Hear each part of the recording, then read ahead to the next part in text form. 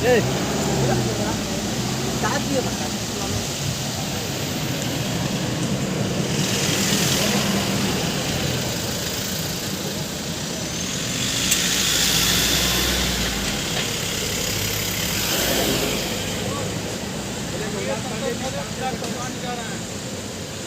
देखिए ये लोगों कौन क्या मुलाकात हुई, क्या कुछ बातें हुई है? देखिए, मुलाकात, चुनाव चल रहा है और 6 चरण का प्रचार समाप्त हो चुका है। कल छठे चरण का मतदान है और एक आखिरी चरण अब हम लोग का बचा है। तो चुनाव में क्या क्या हम लोग की रणनीति रही, किस तरीके से चुनाव में सारे पूरा गठबंधन एकजुट होकर हम लोग लड़ा है और आखिरी चरण में कैसे अब हम लोग बाकी अपनी पूरी ताकत इसमें झोंक दें। लक्ष्य मेरे मुख्यमंत्री जी का, मेरा, भारतीय जनता पार्टी का, तमाम हमारे गठबंधन दल के तमाम घटक दलों का एक ही है कि 40 की 40 सीटें हम लोग को जीतनी हैं और उस उद्देश्य के साथ पूरी मजबूती से पूरा गठबंधन एक साथ हम लोग चुनाव लड़ रहा।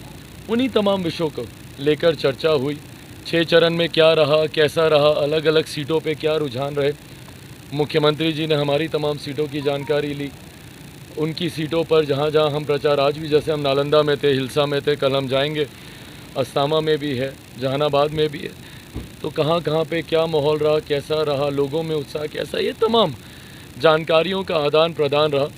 एक कर्टसी मुलाकात थी मुख्यमंत्री जी के, चुनाव में व्यस्तता के कारण इस बीच में मुख्यमंत्री जी भी व्यस्त थे, हम भी व्यस्त थे अलग अलग जगह प्रचार में।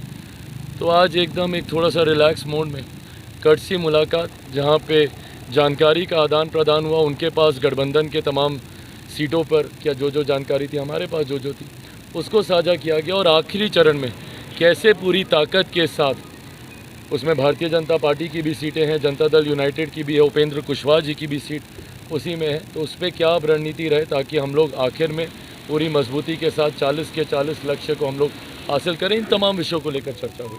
तेजस्वी यादव ने बीजेपी का एजेंट बताया है प्रशांत किशोर को। ये लोग क्या है ना, अब चुनाव, अब इनको पता है हारने लग गए हैं और इन लोगों का एक पैटर्न फिक्स हो गया।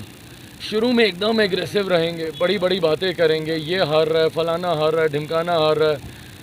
14 में भी यही था, 19 में भी यही था। इनका पैटर्न देखिएगा। उसके बाद इनका एक पैटर्न आता है जहाँ दावे करना शुरू करते हैं कि हम लोग 300 प्लस जा रहे हैं, 350 प्लस जा रहे हैं। इन लोगों का तो बस चले 600 प्लस में भी ये लोग चले जाएं, बड़े बड़े ये लोग दावे करने शुरू करते हैं। उसके बाद आखिरी चरण आते आते इन लोगों को एजेंट दिखाई देने लगते हैं, गड़बड़ी दिखाई देने लगती है।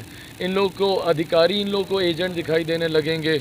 इन लोगों को सिस्टम में इन लोगों को खामियां दिखाई देने लग जाएंगी। और उसके बाद अब जिस दिन परिणाम आएंगे उससे एक आध दिन पहले से ईवीएम भी इनको ख़राब दिखाई देने लग जाएगी। अभी ये लोग तीसरे फेज़ में चल रहे हैं जहाँ पे सारे अधिकारी भ्रष्ट हो जाएंगे, सारे एजेंट दिख जाएंगे, सब एक साथ धांधली करने लग जाएंगे।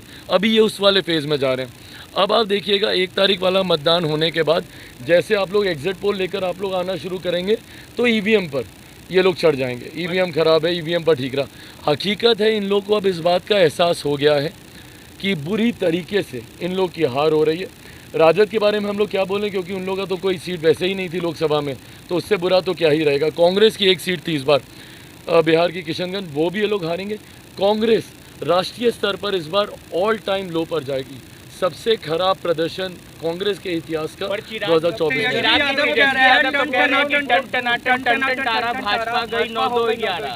उनको आजकल गाने का खूब शौक चढ़ा है मेरे भाई को।